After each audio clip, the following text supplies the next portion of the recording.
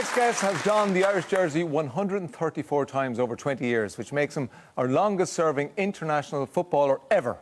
His big hands have gotten us out of numerous scrapes. Zidane,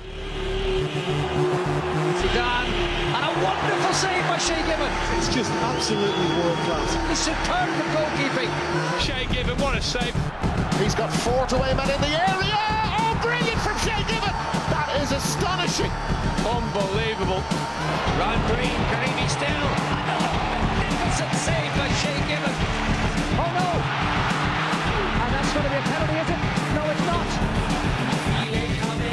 These fans deserve it more than anyone, you know, and we're obviously over the moon. Can you feel it coming? We're delighted he's on the show tonight. He's a true legend. Please welcome Shay Given.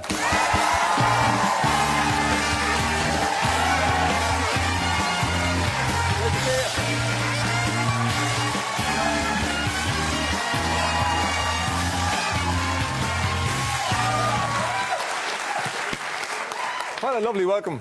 It was nice, yeah? Yeah. How does that compare now to walking out? I think that's the best I've had since I've come to Dublin, but no, it's great to be here, and no, thanks for having me on the show. No, great to have you.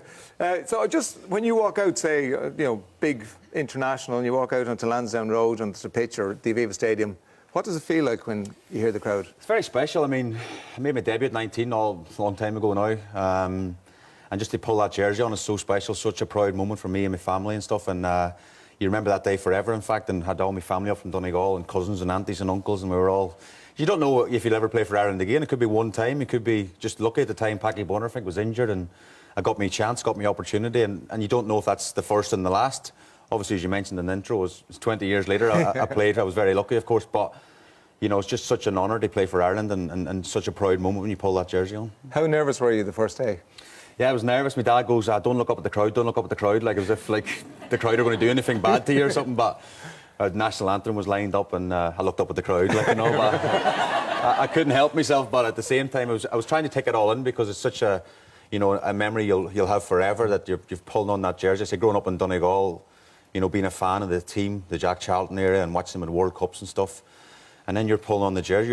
You're in the team. You used to get the autographs of the first team. You know, I went to the hotel with my dad before, and now I am pulling on this jersey. It's just, it's a dream come true. I know people would say that's a bit of a saying, but actually, genuinely, it was a dream come true to play for Ireland. Let's get straight into it. What's your proudest moment in an Irish jersey?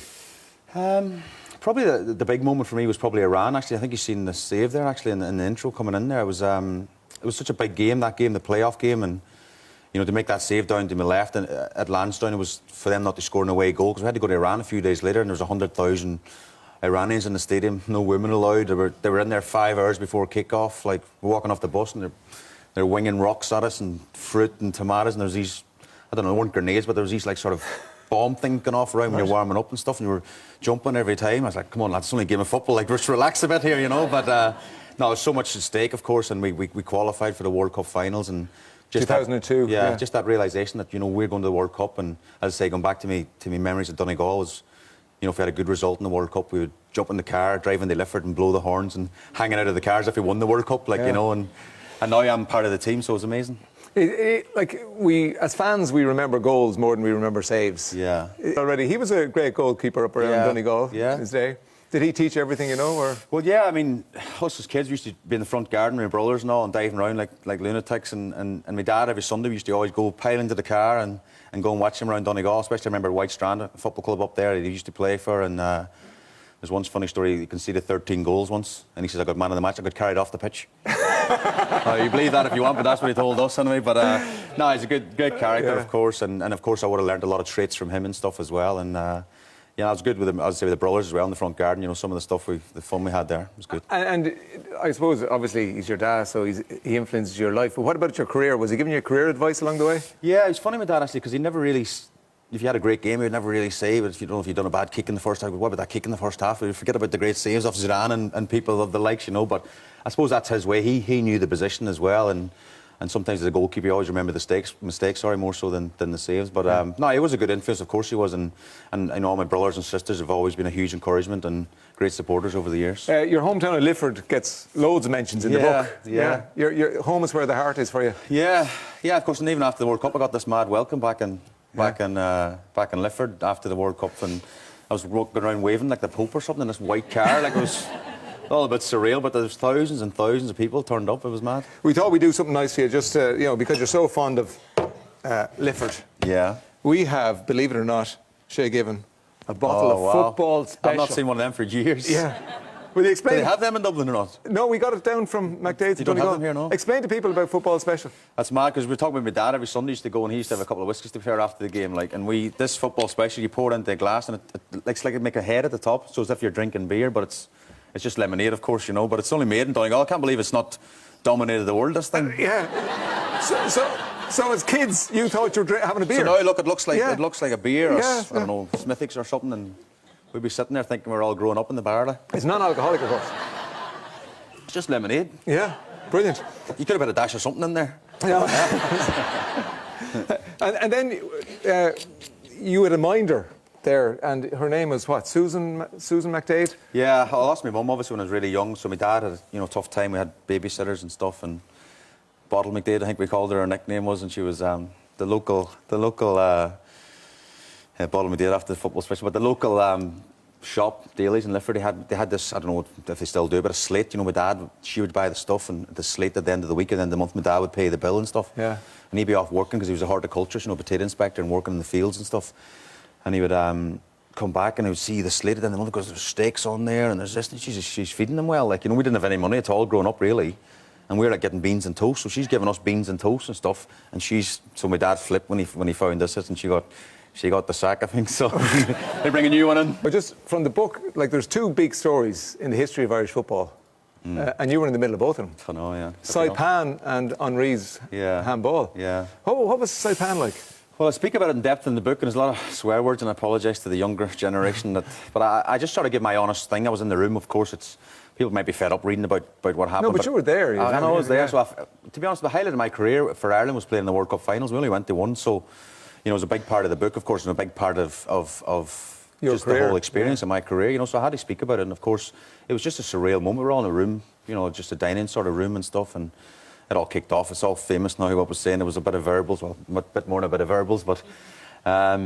And I was just mad at the end, like it was deadly silence like this now, and there was some sort of band going on beforehand, and Gary Kelly's funny guy, and he was like, right, get that band on back in here quick, just to try and break the ice a bit. Like, it was just because it was so heated. We're all sort of a little bit in shock, if I'm being honest, and he just tried to break the ice. But it was a shame. Because Roy Keane's such a great player, and it was just a shame how it blew up, because we got to the latter stages of the World Cup finals, and we lost in penalties to Spain, of course, and had we had one of our best players on the pitch, you sort of dream and think this could have been so much more. So it's just a shame. Yeah.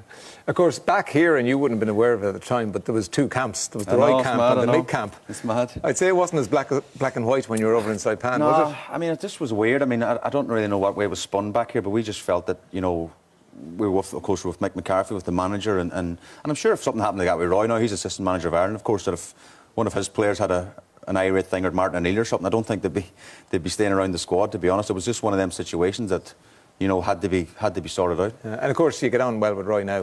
Yeah, well, I think so. Since the book came out, he's not spoke to me, so I don't know if he's... Roy, some days he's your best friend, and some days he won't speak to you. But to be honest, Roy had a big influence on me coming back the second time to play for Ireland. He was at Aston Villa and assistant manager, and he says, Shay, I think you can still do a great job for us, and come back into the squad, and met Martin O'Neill, of course, and I came back in the squad. So the other big story, of course, was Thierry Henry's handball. Yeah, it was tough. I know this is painful for all of us, especially you, Shay, but we have to watch it one more time. Oh, no. I'm sorry, I do apologise. My taxi's waiting, I got it. Here we go. But there's the handball by Henry. And by the way, not just once, George, but twice. It's actually hit him on the arm, and then he's controlled it with his hand. Just watch it from this angle. Yes. And then he's knocked it back to Gallas, and it's easy, but... That's a handball, no question about it, and France have stolen the lead on aggregate. Boo hiss, boo hiss. It's hard to take that, isn't it? Isn't it? Does it offered the FAI 5 Didn't know million anything about this, by the way. to stop legal action? Yeah. But they said it was a loan. Yeah. How did you feel when you found out about that? I don't know. It's all a bit sour, I think, all that, to be honest. Felt like we got paid off. We didn't want the money or see the money, but it just felt it was... I don't know, it didn't feel right, did it? I don't know what the fans might have thought, but I don't know. It felt a bit, I don't know, sour taste. Give them that money to keep them quiet. It was a bit I don't know, it didn't seem nice, I don't think. Anyway, happier things. Robbie Keane writes a lovely glowing forward in the book for you. Yeah, that's good. Where is he at the moment? He's just gone to India actually there. He's only joined the team there last week in India, so he's on pre-season training at the moment. Right, we caught up with him. Oh yeah? And we told him you were coming on the show, and we asked him, would you like to send you a message? And he said, yes, of course, my old pal Shay Given. This is Robbie Keane. Shamo, how you doing, pal? Just wanted to send you a little message. Firstly, to congratulate you on an absolute wonderful career. Had the pleasure playing with you for 19 of those in the green jersey. It was an absolute joy, your professionalism, the way you train, your hard work, and that's why you're the goalkeeper that you were. Definitely the best I played with. And not just that, but such a good friend also. I'm delighted with your new book. It's a great read. There's a couple of pages in there for myself, so probably even a better read now. Listen, I just wanted to wish you well, pal. I'm sure you'll have a great evening. I'm wishing everybody back home, and Ray, all the best. See you soon. Take care. Bye-bye. Right.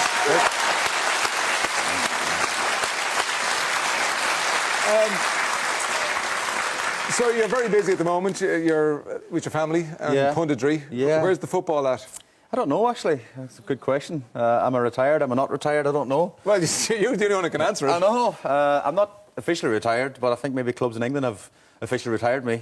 Now, I've had a few offers, I've been honest with you, but some stuff that's come out that I didn't fancy. A couple of offers that came through I didn't really fancy. And I'm doing media, as you say, and I'm enjoying that TV and stuff. And some say I've got a face for radio and better at that. So doing a bit of radio as well, of course. And no, I've enjoyed it. And it's like anything, I suppose you do. I think the more you do, then the better you get, the more comfortable. I'm a bit nervous sitting here now tonight, but if you ever invite me back, I might be better the next time, you know what I mean? You've done a great job. You've done a great job.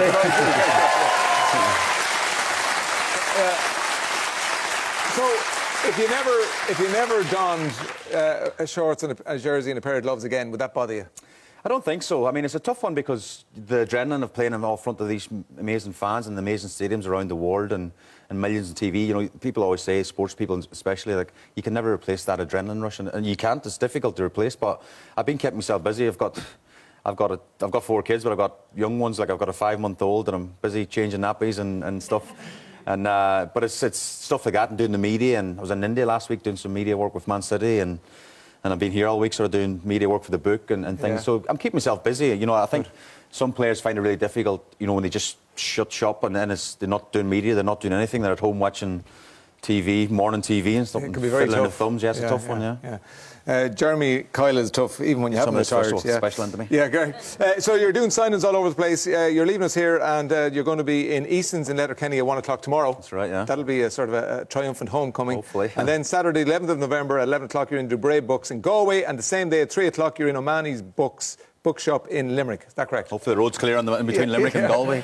And the book is Any Given Saturday. Shay Given, Thank you. ladies and gentlemen. Thanks, Shay. Thank you very much. Thank you. Great.